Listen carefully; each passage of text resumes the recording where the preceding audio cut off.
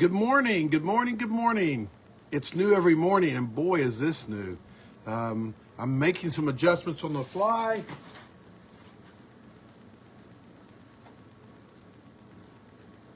Let me get that overhead light off. So, wow, that was pretty interesting. I had some trouble getting getting online on my computer and on my new camera. I'm not sure what the problem was, but anyway, that didn't work very good. It's amazing how I've only been off Facebook Live for only a week, and yet I have unlearned how to do it. I guess I'm not really sure, but I'm having trouble figuring out the way I used to do it. So anyway, here we are live. It is Friday, December 5th, and I got some interesting stories here for you.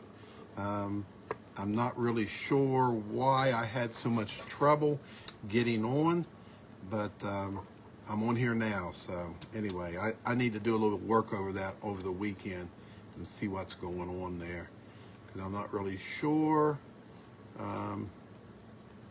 why I was having trouble getting on, but I'm on here now, and so thanks Donna for watching, and Deborah. I'm not really sure why I had so much trouble with the Facebook Live on my computer. I haven't been doing it. I've been doing it on my phone when I was doing Facebook, and I didn't transition to the computer very good when I did to YouTube. So anyway, good morning, everyone. I'm glad I'm back too.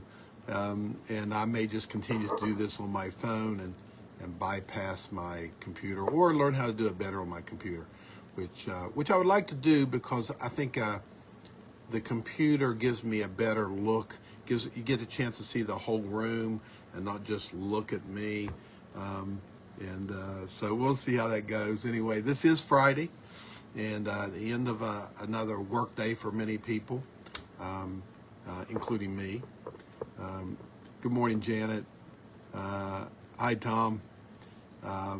So anyway, I got some interesting stories today, and I'll be working on trying to get on the computer over the weekend, because I would rather do it that way versus the phone.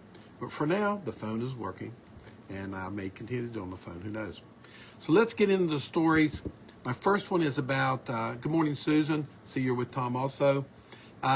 Amazon is considering launching a competitor to the U.S. Postal Service. Yeah, now why would they do that? Well, they've been working with the Postal Service for a while, since 2013. And it's worth $6 billion to the Postal Service. And it was a pretty good, it was like 7.5% of their total revenue, the Postal Service revenue, was just with Amazon. And that's seemed to work good for both of them, but they're in contract negotiations. And the contract ends not until October 26th. So it's a long way to go yet. But of course, that would mean that it would end before next year's Christmas season, October 1st. So, and anyway, it seems like their negotiations are not going very good. So that story will probably continue until they sign a new agreement, or Amazon has plenty of time to bring up their own postal service. I'm not exactly sure what that would look like, so we'll find out as time goes by what that means. My next story is about mouse brains. Yep, mouse brains are in the news. There is apparently a fine layer, and I'm a layman on this stuff, okay? So don't look for specifics. Look them up if you're interested in knowing more about this. But there's fine layers within parts of the brain, of our brain, that resembles a mouse brain, and it has a lot to do with memory and diseases. And there are 4 continuous layers of nerve cells, each marked with distinctive active genes, okay? And the study says that we now have a framework to study how specific neutron layers, this is a quote, I'm sorry, from the study. We now have a framework to study how specific neutron layers contribute to such different functions like memory, navigation, and emotion, and how their disruption may lead to disease. So by studying a mouse brain, which they can do a little bit different than a human brain, they think that there may be some good information in that they can learn better about how the human brain works, and therefore help with some of the diseases that we have within the brain. So next story: who earns a higher salary than you, and jobs and all that kind of stuff? Is your salary low, high, whatever? I just have some stats. I don't have really a lot of people, a lot of different information. But if you're at $45,000 each year, you are right in the middle. Half the people in the United States make more than you, and half the people in the United States make less than you. Okay.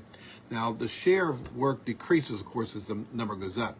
At $100,000, there's only 16% of the people that are at $100,000, and at $200,000, there's only 4% of the people. Now, the final 1% is more than $520,000, over $500,000. It's half percent, or makes up 1%.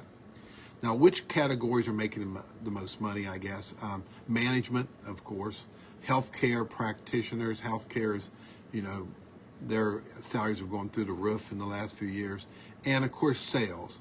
If you are really good at sales, you're making really good money. And if you're not as good at sales, you're not making as really good money. But I'm not, jobs are jobs. There's cashiers, there's teachers, there's a lot of people, and there are lots of teachers that are over half. But there's not a lot of teachers, unless you're in a college setting, that are making like six figures. I know there are some, but not as near as many. But I think, managers and directors, those people that are in those kind of positions are obviously going to make more money. That's all I have to say about making more money. Since 1999, Pantone has chose the color of the year. Guess what it is this year? For the first time ever, this particular shade this year, for the first time ever, it's white. Now I know, white isn't technically a color. I know that. You may know that. If you don't know that, I'll tell you now. White is not a color. However, it's the first time they've ever picked any shade of white, and the shade of white is white. I don't know. White is white as far as I'm concerned, but off-white. It's not they had some fancy name for it. I didn't write it down, but white. Now, the team of experts, the reason they're using white, they want to draw attention to the relationship between culture and color, whatever that means. This stuff's way over my head, but anyway, white is the is the color of the year.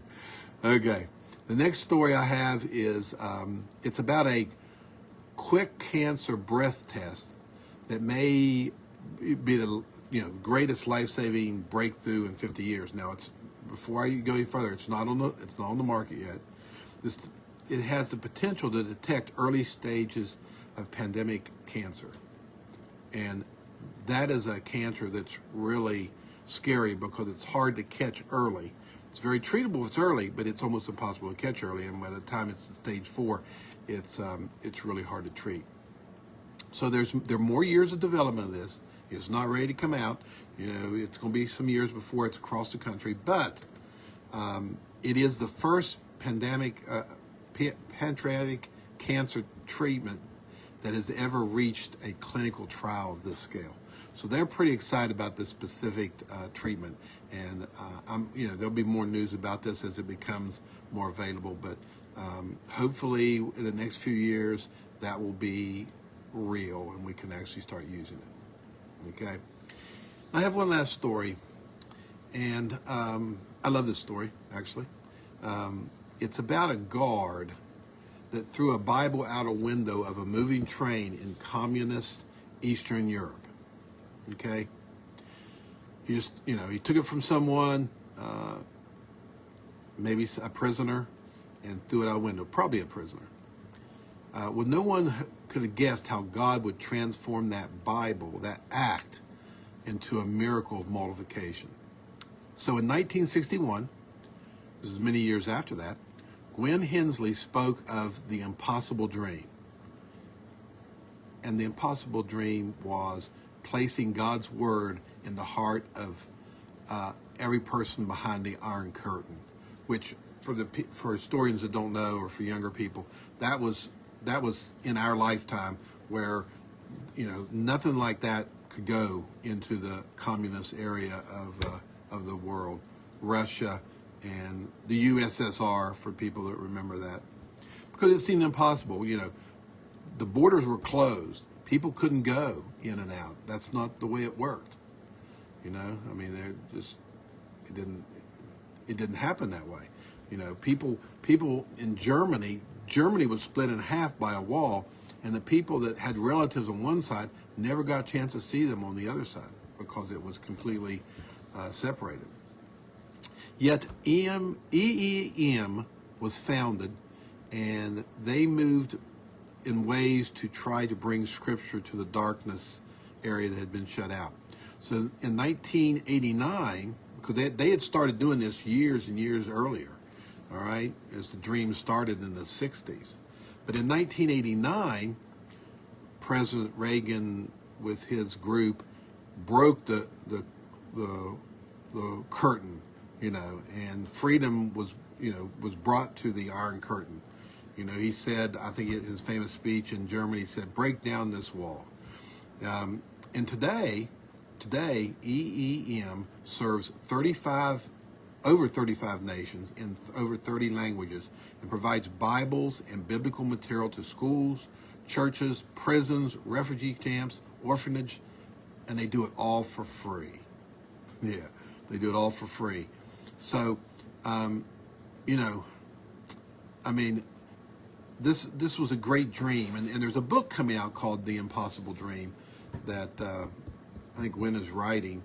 It's available. It will be available out there soon. So if you want to check this out, you can learn more about it. EEM is the name of the organization, and it just started with a handful of dreamers,